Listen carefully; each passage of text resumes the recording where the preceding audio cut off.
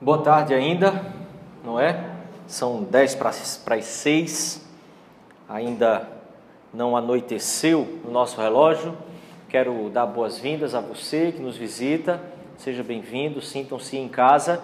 Hoje nós vamos continuar a ideia que nós começamos na semana passada, dentro do tema de uma série baseada num livro que se chama Divergente.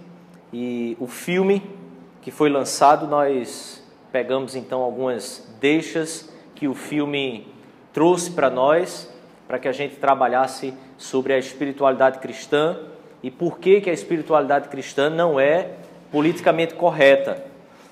Na semana passada, nós vimos, eu quero de maneira bem rápida fazer um resumo aqui com você, e aí nós vamos apenas ler alguns tópicos que nós colocamos aqui da semana passada. Nós vimos sobre o filme na semana passada aqui, como ele é uma distopia sobre o sistema de vida social. Distopia é o contrário de utopia. Um romance típico da época, porém com uma pitada de divergência do pensamento sobre romance exatamente da nossa época. O contexto do filme se passa dentro de um mundo pós-apocalíptico. A paz que a humanidade almeja, o filme traz isso, a humanidade buscando essa paz. E na busca dessa paz, nós vimos que eles criam alguns sistemas, né, onde eles separam as pessoas e definem as pessoas pelas características ou personalidade delas. E uma das frases do livro que nós lemos aqui na semana passada, é uma frase que destaca sobre as facções, que traz um conceito sobre a ideia que o filme então trabalha, o livro trabalha, sobre as facções. E a frase diz: em nossas facções encontramos sentido, encontramos propósito, encontramos vida. Longe delas não sobreviveríamos. E aí a gente trabalhou um pouco sobre a crítica que a autora está fazendo sobre todo o efeito, ou toda a ação de normatização dentro da nossa sociedade. Não a esse efeito ou a normatização, mas a essa quebra de normatização que nós vivemos então na nossa sociedade, fazendo então um trabalho de ideias aí, se contrapondo e mostrando como que uma sociedade sem normas chegou quase que ao extermínio dela, e aí então, em reação a essa sociedade, nasce uma outra sociedade criando regras extremamente rígidas, estabelecidas, para então trazer um equilíbrio à sociedade. E aí a característica então da nossa época é exatamente essa época em que tudo que seja norma, tudo que seja conhecido como norma, não é bem recebido ou bem visto. Tudo que seja etiqueta, regra, não é bem aceito dentro da nossa sociedade. Então, a facção que eu queria trabalhar com vocês hoje é a facção da franqueza. E aí nós queremos pensar um pouco aqui sobre algo que nos é bem próprio, né? Talvez até do brasileiro seja bem próprio. O brasileiro é uma pessoa franca. O brasileiro é uma pessoa honesta. O brasileiro é uma pessoa que não abre mão da verdade, não é isso? Doa a quem doer, ainda que a espada desça sobre a sua cabeça, o brasileiro fala a verdade. E a gente vive uma época como essa, né? A gente vive uma época em que as reportagens só trazem para nós essa origem, essa essência da liderança brasileira, do povo brasileiro, como um povo assim extremamente franco, verdadeiro, que trabalha com a verdade o tempo inteiro, né?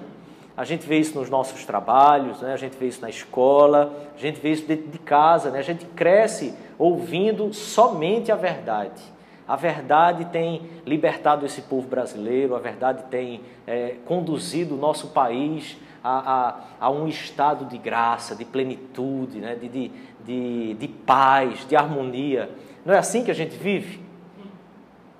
Seria algo assim extraordinário, né? Se pudéssemos começar um estudo, um sermão pensando dessa forma. Eu fico pensando sobre o que pregaríamos, não é? Uma sociedade onde a verdade encontrou o lugar central dela. Para que pregação, né? Estaríamos no céu, né? Deus estaria aqui dominando e nós não nos veríamos mais como nós nos vemos. Nós estaríamos realmente naquele lugar aonde ninguém se casa, nem se dá em casamento, aonde ninguém se conhece mais da maneira que se conheceu aqui na Terra.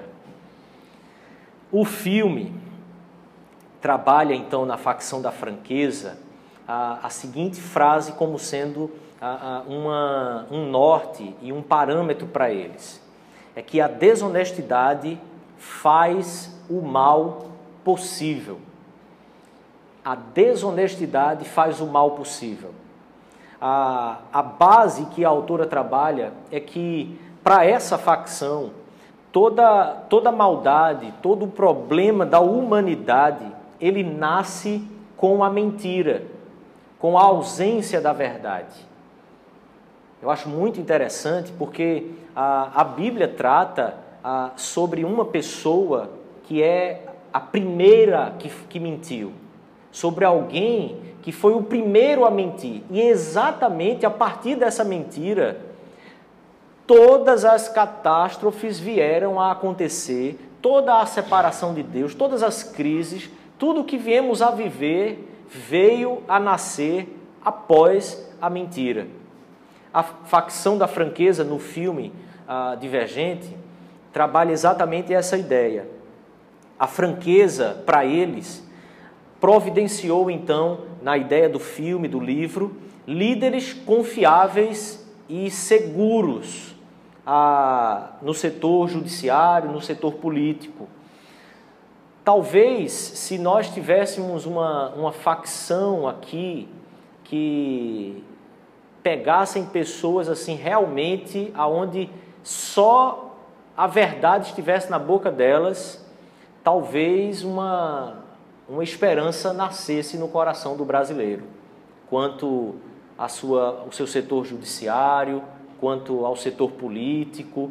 Talvez nós olharíamos assim e acreditaríamos que um dia esse país então ia dar certo. Essa facção defende a verdade, como nós já vimos, e dentro dessa facção não existe segredo entre os membros dela. Absolutamente tudo é visto, tudo é conhecido, tudo é revelado dentro dessa facção da franqueza no livro e no filme. Você já pensou uma comunidade, uma tribo, um grupo de pessoas que se juntam e somente a transparência é que rege a vida dessas pessoas? Saber absolutamente tudo de quem está sentado ao seu lado. Saber absolutamente tudo de quem você convive todos os dias. Ter certeza que quem está falando algo para você não precisa de interpretação nas palavras, no sentido que quer dar a essas palavras e as intenções nas quais aquelas palavras estão sendo usadas. Poder viver dessa forma. Alguém que se aproxima de você, alguém que talvez você nem conheça tão intimamente, mas se aproximou de você e você ter a plena segurança de que pode confiar naquilo que está sendo dito. Talvez tenha até elogiado você e você ter plena certeza que aquilo é de fato o que ela acha e não algo que ela quer conseguir a partir do elogio. Nós vivemos numa sociedade que essas coisas acontecem, essa dinâmica ela está constantemente em nosso meio, diante de nós, no nosso entorno. Nós estamos constantemente tendo que interpretar e entender palavras, olhares, gestos e saber, descobrir se de fato aquilo que está sendo dito é realmente o que quer ser dito e não apenas algo que é dito nas segundas intenções.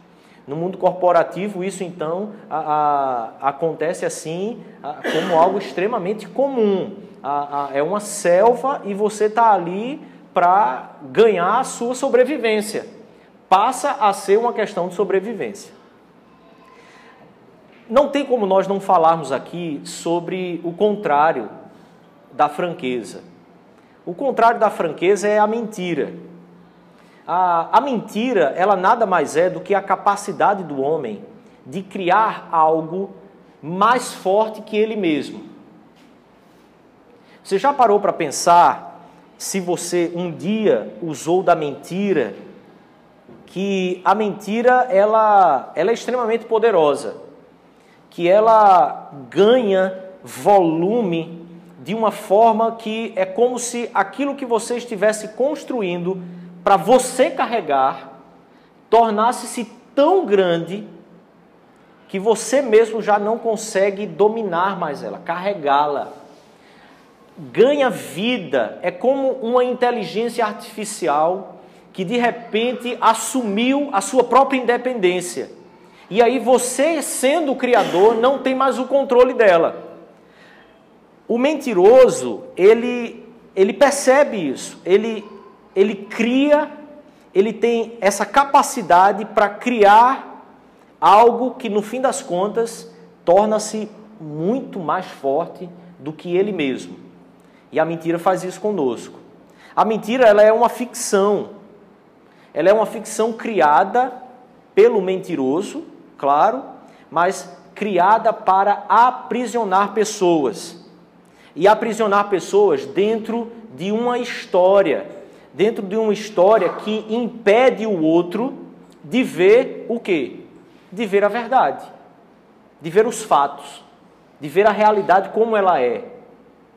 O mentiroso, então, ele tem a habilidade de ver os fatos, ver a verdade, mas em benefício próprio, ele sabe que precisa limitar a ação de qualquer indivíduo em sua volta. E não se engane, o mentiroso não faz isso com seus inimigos.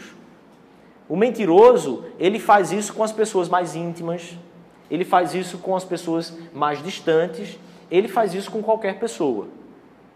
O mentiroso tem a habilidade, então, a mentira tem a habilidade de aprisionar pessoas e o mentiroso tranca as pessoas dentro desse mundo criado por ele.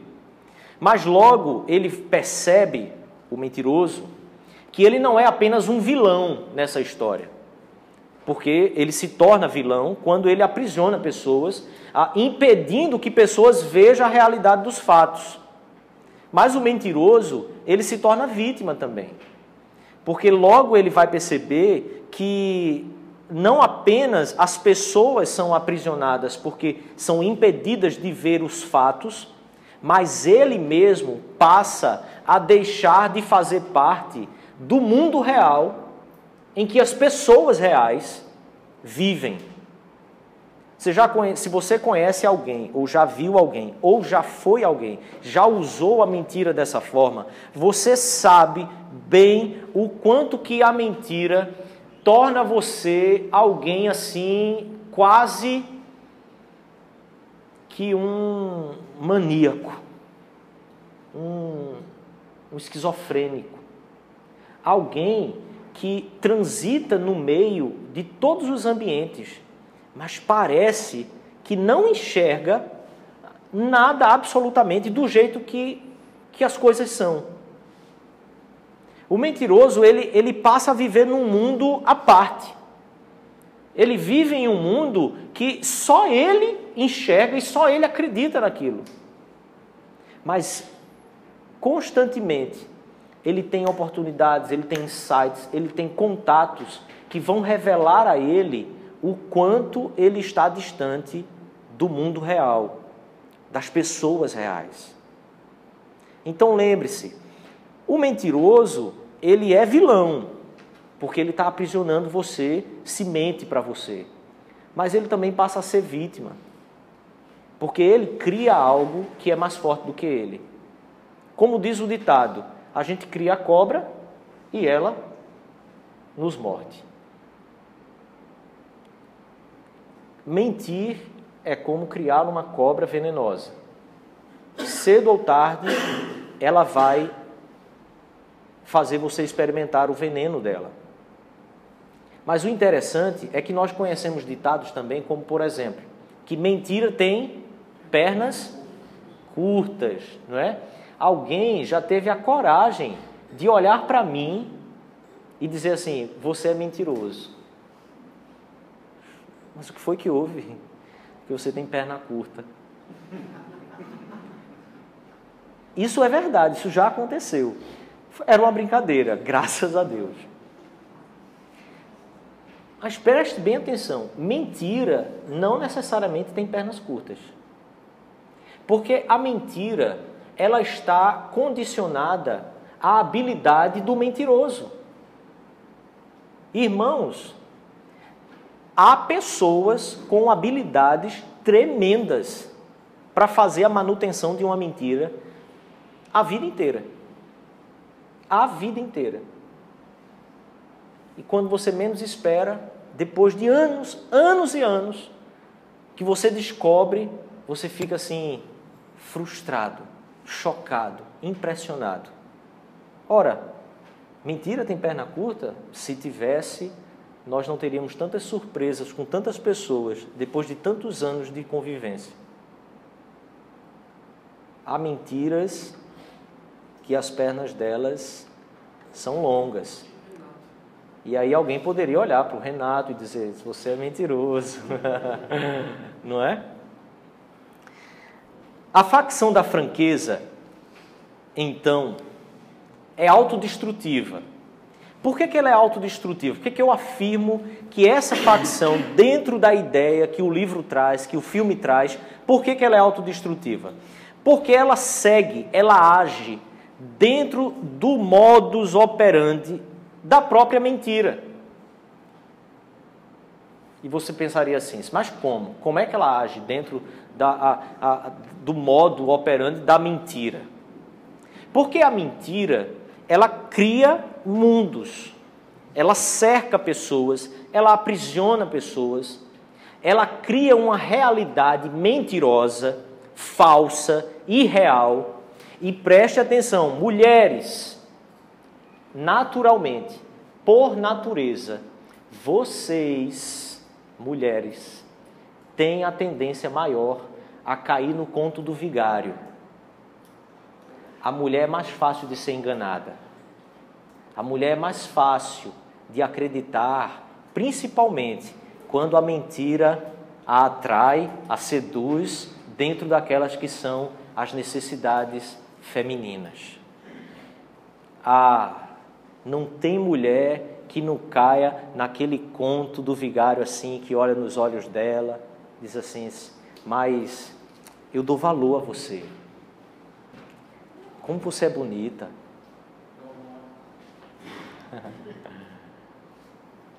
Essas palavras, por simples que sejam, para a mulher é uma bomba atômica. Lá nas bases dela. Porque a mulher tem a necessidade de encontrar essa pessoa que a resgate, que a dê segurança, que diga para ela assim, você é a pessoa da minha vida, você é importante para mim. Atenção, mulherada, porque o ser humano gosta do conforto das grades que a mentira traz para ele. Então, francamente, é com muita franqueza que às vezes os homens mentem. Por quê? Porque se você for um pouquinho mais inteligente, você vai ver nos olhos dele essa verdade que ele está me dizendo, na verdade, é mentira. O camarada pode ser o ator, mas quando nós colocamos o nosso coração à disposição de realmente buscar a verdade, nós começamos a perceber com muito mais facilidade as habilidades, mas as falhas que os homens têm para mentir. As fraquezas, os pontos aonde as histórias não se conectam muito bem. Se investigarmos, sempre detectamos. Fecho parênteses. Quando eu me reúno em grupo e eu digo, aqui só falaremos a verdade. Nós vamos viver aqui uma realidade completamente distinta de todas as pessoas. Aqui só a franqueza entra. Nós começamos a fazer da própria franqueza um mecanismo que aprisiona e um mecanismo que cria realidades que não são palpáveis para a própria existência humana. Se você observar, por exemplo, como algumas tribos, alguns guetos, algumas comunidades, elas existem na história, como alguns grupos que de repente se distanciam e vão viver em uma comunidade assim, onde só a aceitação existe, né? As pessoas passam a ser mais verdadeiras, porque o que está implícito ali quando você diz assim, você precisa ser tolerante, está implícito que você pode ser quem você é, você não precisa mentir, você pode falar a verdade. Todas essas comunidades históricas que elas surgem, elas com um breve tempo, elas também se acabam, porque o fato é que não há como nós criarmos uma existência paralela. Não há como nós criarmos grupos que vivam separadamente da sociedade. Nós estamos dentro de uma sociedade, nós estamos dentro de uma existência e não há então como usar do expediente da mentira para tentar viver uma coisa plena, uma coisa de paz. Por exemplo, muitos evangélicos, eles fazem exatamente isso. Muitos evangélicos criam um grupo, um gueto tão fechado, tão isolado. Por quê? Porque ali só entram pessoas que falam verdade, que creem em tal coisa, que isso, que aquilo, que aquilo, outro. A coisa fica tão fechada que ela não tem como subsistir. Na sociedade, a pessoa vira uma alienada. No grupo, a pessoa vive como se fosse assim as melhores pessoas do mundo. É o expediente da mentira acontecendo, dando legitimidade ao que é incoerente. É extremamente incoerente crermos em uma verdade, mas nos fecharmos em favor dessa verdade. Se a verdade é verdade, nada nos impede de nos abrirmos para a sociedade, nos misturarmos com a sociedade. E isso para qualquer grupo que queira buscar algo mais excelente. Pensando então que criar uma facção, tribo, gueto, é dar legitimidade ao que é incoerente, eu queria pensar com você então na franqueza como uma verdade indesejada.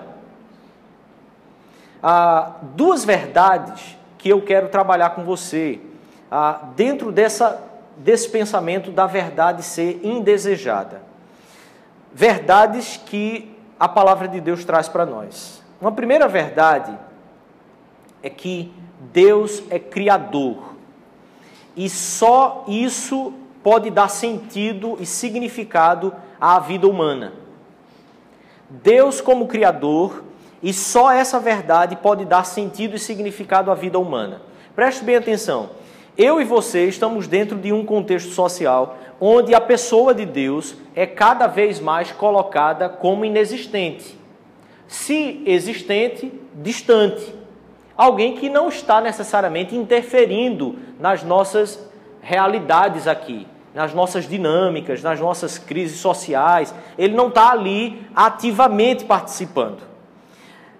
Por que Deus, sendo criador, é a única coisa que pode dar sentido à vida humana? Salmo de número 139 nos diz o seguinte: Gênesis capítulo 1 inicia dizendo que Deus é o criador. No princípio, Deus criou o céu e a terra. Essa percepção de Deus como alguém que criou todas as coisas é tão fundamental para a espiritualidade cristã, para aquilo que nós cremos para toda a nossa vida, que a palavra de Deus inicialmente se revela a Deus, melhor dizendo, como o ser que criou todas as coisas. Mas você poderia pensar assim, tudo bem, ele pode ter criado os céus e a terra, mas a mim não é bem o caso, não foi isso que ele fez, não foi Deus necessariamente que me criou. E aí eu quero ler o Salmo com você, 139, versículo 13 e 16. E diz assim: tu criasses o íntimo do meu ser, e me teceste no ventre de minha mãe. Eu te louvo, porque me fizeste de modo especial e admirável. Tuas obras são maravilhosas. Disso tenho plena certeza. Os meus ossos não estavam escondidos de ti, quando em secreto fui formado e entretecido como nas profundezas da terra. Os teus olhos viram o meu embrião todos os dias, determinados para mim, foram escritos no teu livro antes de qualquer um deles existir. Deus nos cria e todos os dias das nossas vidas estão determinados e escritos antes mesmo que eu e você viéssemos a ter qualquer lampejo de forma. Veja como o texto bíblico coloca origem e objetivo, origem e propósito, origem e significado, origem e sentido, como duas coisas que estão completamente ligadas. Não se cria algo sem nenhuma finalidade. Criar está implícito sentido, propósito, significado. Se então, querido, você existe, é porque Deus o criou com um propósito. Tentar encontrar sentido na vida, sem que voltemos à origem disso, da nossa própria vida, é como tentar trocar a roda de um carro em movimento. Imagine você, o carro está andando, o pneu fura, você não para, você sobe pela janela e mantém. Aí você controla o volante, volta aqui, opa, vamos lá. E tentar chegar até o pneu, sem deixar com que o carro pare, sem deixar com que o carro saia da via, sem deixar que o carro mate ninguém, sem deixar que nada aconteça fora do que você deseja. Você quer apenas trocar a roda do carro e não parar. Muitas vezes tentamos dar sentido à nossa vida, encontrar sentido para a nossa vida dessa forma. Fomos doutrinados, fomos orientados dentro de uma sociedade que cada vez mais tem acreditado em pseudo-verdades para acreditar que Deus não existe. Ao mesmo tempo que essa sociedade é a sociedade que cada vez mais tenta trazer para nós algum sentido, algum significado. Dá algum senso de sentido e realização para a nossa vida. Uma sociedade que cada vez mais diz para mim e para você que você precisa encontrar sentido no seu trabalho, que você precisa encontrar alguma significância naquilo que você tem feito no seu dia a dia. As pessoas estão constantemente buscando sentido, buscando propósito para a vida delas. Mas estão esquecendo que propósito e origem estão estritamente ligados. Eu e você vivemos em uma sociedade que deixou de querer Deus como alguém que interage e grande parte também deixou de acreditar que esse Deus até exista. Sim, alguns sim, mas a maioria não. Ao mesmo tempo que nós começamos então a não querer Deus ou não acreditar nele, mas queremos todo o sentido e significado para a nossa própria vida. Uma incoerência tentando ganhar legitimidade. É igual a facção da franqueza tentando viver essa verdade de maneira apenas isolada. Torna-se incoerente. Mas há uma segunda verdade que o Evangelho nos revela, que Jesus nos revela. É a verdade de que Deus se apresenta como um Pai. Eu acho isso fantástico. Mateus, capítulo 6, versículos 7 a 10. Jesus diz assim: orando, e quando orarem, não fiquem sempre repetindo a mesma coisa, como fazem os pagãos. Eles pensam que, por muito falarem, serão ouvidos. Não sejam iguais a eles, porque o seu Pai sabe do que vocês precisam, antes mesmo de o pedirem. Vocês orem assim: Pai nosso que estás nos céus, santificado seja o teu nome, venha o teu reino, seja feita a tua vontade, assim na terra como no céu. Eu quero pensar com você no contexto dos ouvintes de Jesus, como é que eles ouvem isso aí. Jesus está conversando com um grupo de pessoas que são de origem judia, grupos de pessoas de origem extremamente religiosa, está ali conversando com pessoas que foram criadas para crer em um Deus só, e um Deus que existe, e um Deus que determina a vida das pessoas. Orienta, rege, participa, tem diretrizes claras para a vida de todas as pessoas. Jesus está falando com um público assim. Só que esse público é um público que, quando eles estão, ou à medida em que eles viveram na história, buscando as leis desse Deus, as verdades desse Deus, a palavra desse próprio Deus, eles começaram a se apegar tanto às leis que estavam escritas, que começaram a colocar Deus como alguém distante. É assim o religioso daquela época, é assim o fariseu, é assim todos os partidos políticos religiosos que existiam naquela época, eram pessoas que estavam extremamente apegadas às regras, mas se esqueciam do Deus que se revela na palavra dele como um Pai.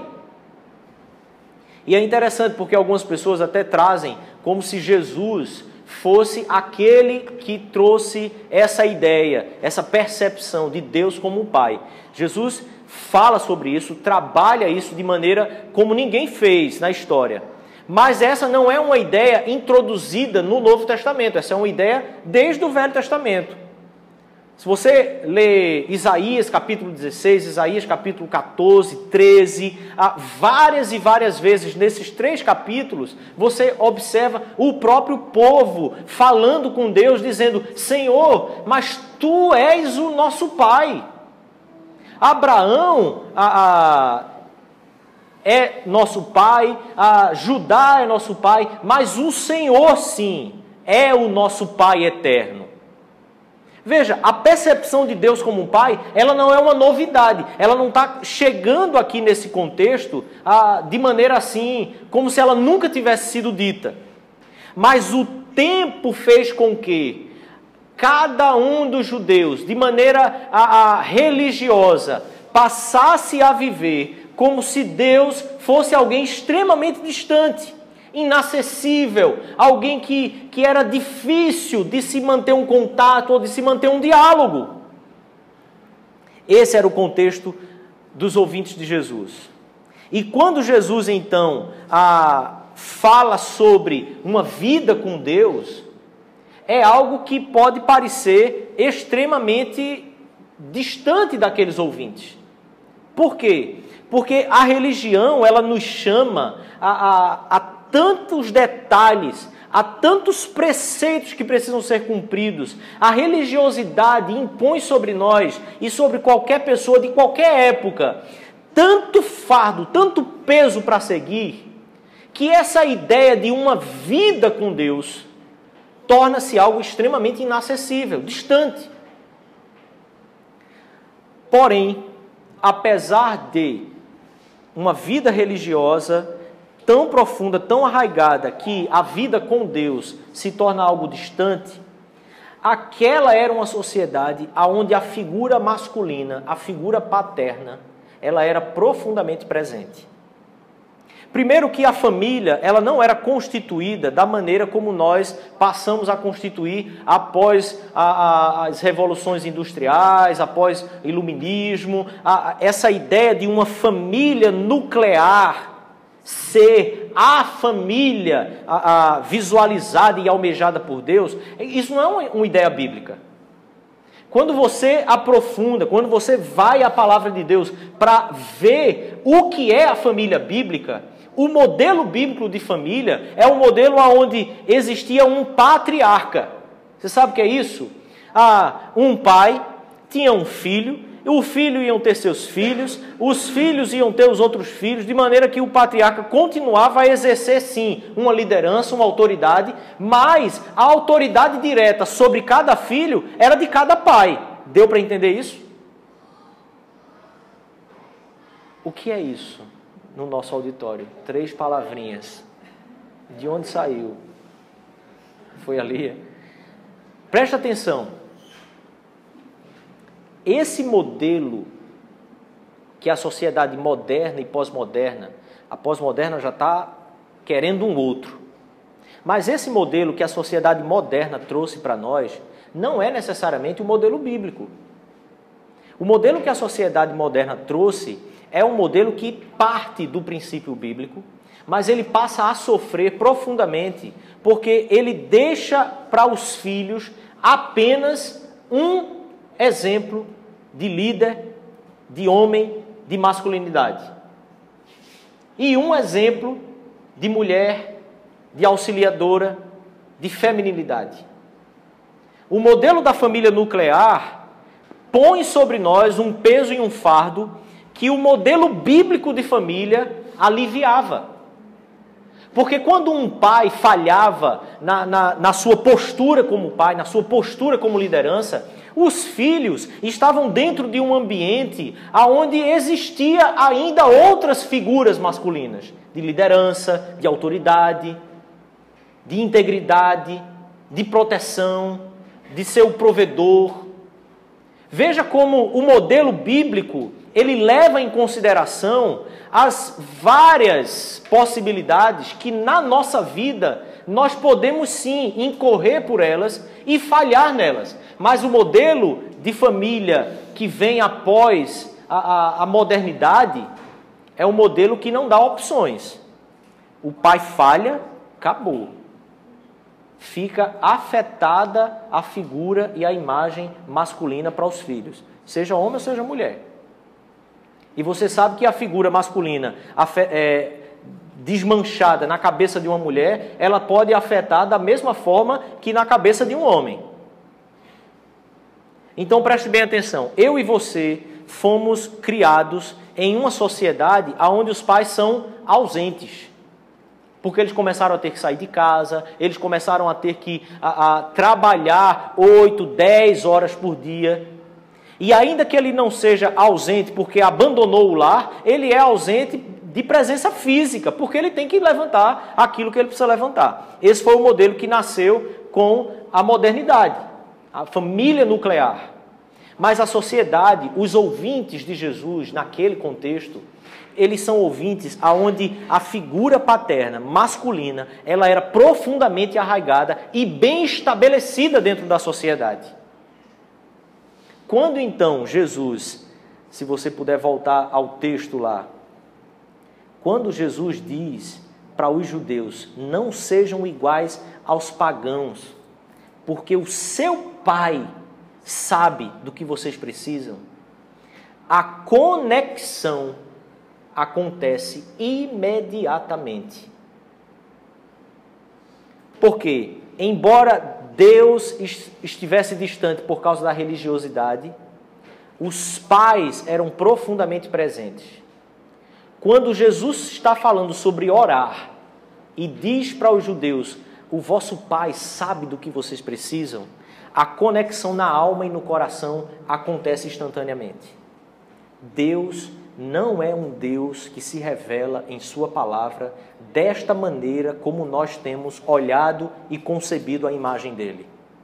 Deus não é um Deus que se revela na sua palavra como um Deus inacessível, como um Deus distante, mas o Deus da espiritualidade cristã, o Deus do cristianismo, é o Deus que é Pai, e é Pai por meio de Jesus Cristo, e assim Jesus nos revela ao Senhor.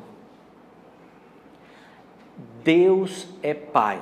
Mas na nossa sociedade, no contexto atual, assemelha-se o fato de Deus estar distante. Se assemelha. Assemelha-se o fato de que um Deus distante passa-se então a se conceber uma vida sem Deus. Nós passamos a viver, ainda que sem religião, ainda que possamos bater no peito e dizer assim: não, eu não tenho religião, porque é algo comum da nossa época. É legal até dizer assim: se eu não tenho religião. Então, há uma tremenda de uma semelhança aqui, porque um Deus distante traz para nós, ou a concepção de um Deus distante traz para nós uma vida sem Deus. Ainda que extremamente religiosa, é uma vida sem Deus. Ou sem nenhuma religião, é uma vida sem Deus. Porque religiosa ou não, a concepção da vida passa a ser a partir do nosso próprio empreendimento, da nossa própria inteligência, dos nossos próprios raciocínios e conhecimento. Não envolve Deus. E muitas vezes nós vivemos de maneira tão religiosa com o próprio Senhor Jesus, querendo buscar o Senhor Jesus, mas de maneira tão religiosa que Jesus, no fim das contas, não faz parte desse negócio. Jesus não está realmente interagindo com você porque você quer viver apenas dentro dos preceitos da religiosidade, dos métodos que você empreende. Não há a relação de pai presente, de pai que, ainda que dê a palmada, é aquele que senta o filho no colo e também conforta, mesmo depois da palmada.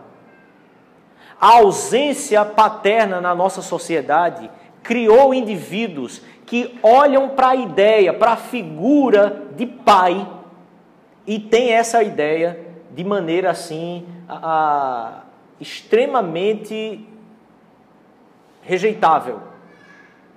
Não é uma figura que nós ouvimos e talvez traga à nossa lembrança ou à nossa memória boas lembranças.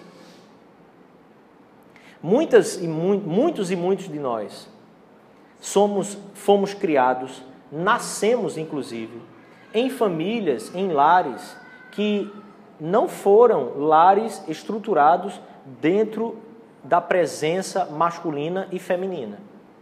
Somos criados assim, muitas vezes rejeitados pelos pais, outras vezes com a ausência do pai, mas não porque o pai rejeitou, mas porque foi quase que obrigado, seja pelo trabalho, seja por uma separação talvez. Mas o fato é, eu e você, essas últimas 3 gerações, são 3 gerações fruto de uma sociedade de famílias onde os pais não são figuras reais e presentes.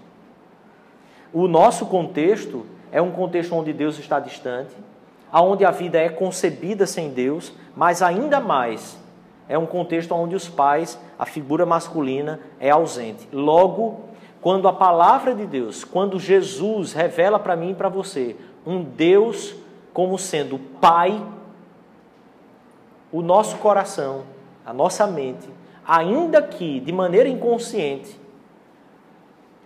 olha para esse Deus como alguém indesejável.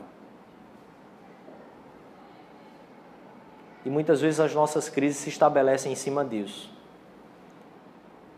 Nós queremos colocar a figura de paternidade com as suas bases na nossa experiência e não no que a palavra de Deus, no que o Evangelho do Senhor Jesus revela para nós. Em outras palavras, deveríamos avaliar os nossos pais a partir de Deus e não Deus a partir dos nossos pais. Por isso, querido, a verdade da espiritualidade cristã não é, dentro da nossa sociedade, uma espiritualidade politicamente correta.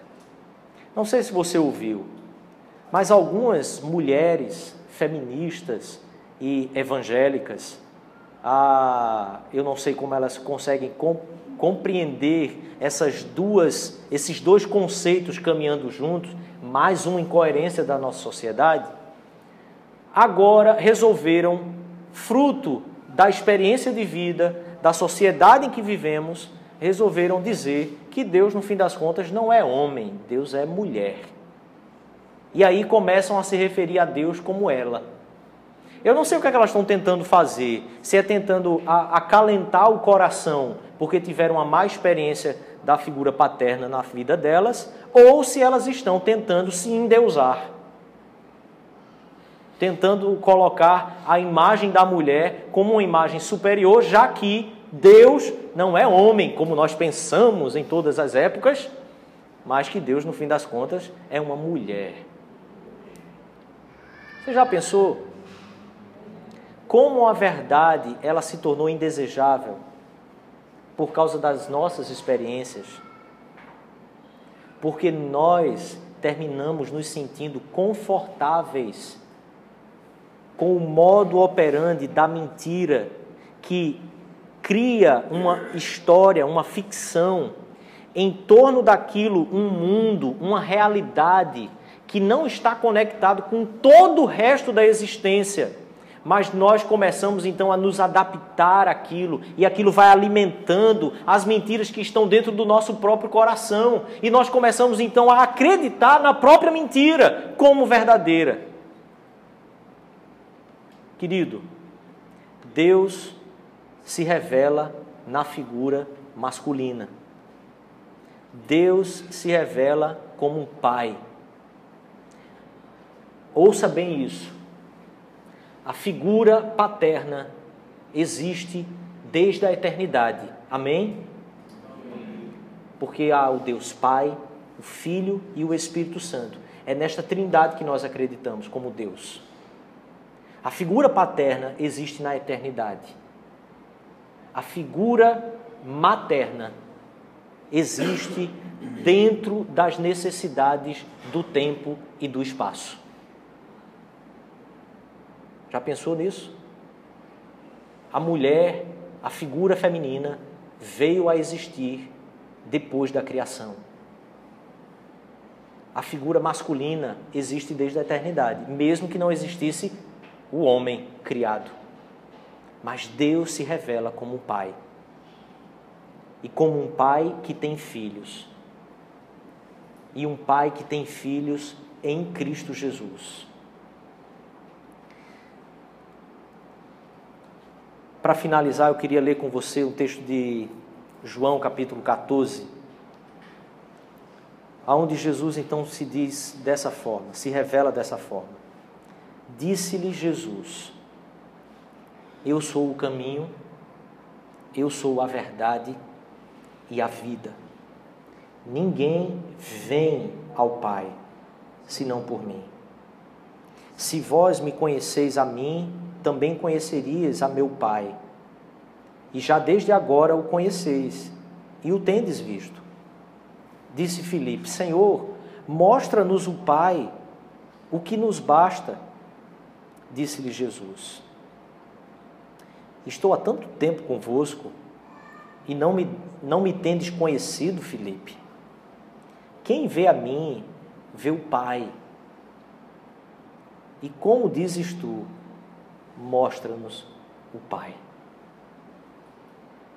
Em uma sociedade, querido, que busca sentido, em uma sociedade que busca de novo o senso de paternidade, de acolhimento para a vida, para a alma, o único caminho se chama Jesus. e ele é caminho antes de verdade. Alguns comentaristas trazem a ideia desse texto, mostrando que a verdade ela não será conhecida se antes ela não for concebida, aceita como um caminho verdadeiro, como um caminho a se trilhar. Jesus não é um conceito, Jesus é uma pessoa, Jesus é o caminho pelo qual nós vivemos e trilhamos a nossa vida. E quanto mais caminhamos nesse caminho, mais percebemos e descobrimos a verdade que Ele mesmo é. Às vezes queremos conhecer a verdade de toda a existência, sentados a observar, como fazemos em grande parte da nossa vida. Mas Jesus chama a mim e a você, que se quer conhecer a verdade, se quer sair das cercas, das prisões, de toda a mentira que nós vivemos dentro delas, é preciso se levantar e dizer: eu quero caminhar nesse caminho. E caminhando nesse caminho, nos encontramos então com a verdade, que é o próprio caminho. E encontrando a verdade, encontramos a vida que realmente existe nesse caminho. Paramos então de ter uma duplicidade de realidades. Somos libertos do poder opressor, da mentira que nós mesmos criamos. Somos livres para então viver uma vida real, mas não apenas real, uma vida eterna, que começa aqui, mas que caminha por toda a eternidade, pelo caminho que é Jesus. Eu queria lhe fazer 2 convites então, querido. O primeiro, muito simples. Reconheça que não há vida e sentido para a vida se Deus não é o teu Criador. Se Deus não é o teu Criador, não há sentido em existir. Não há sentido na vida. E o segundo convite é que o Deus Criador pode ser conhecido intimamente por meio de Cristo. Conheça ao Deus Criador e Pai por meio de Jesus Cristo. Esse convite, querido, é para você que não caminha no caminho e para você que caminha no caminho. Porque não são poucas as vezes, não são poucos os dias que eu e você nos encontramos trilhando um caminho que não tem vida. Trilhando um caminho envolvido pela mentira. Caminhar com Jesus é estar no caminho, na verdade e ter a vida. Todos os dias, dia a dia e para todos os dias, por toda a eternidade.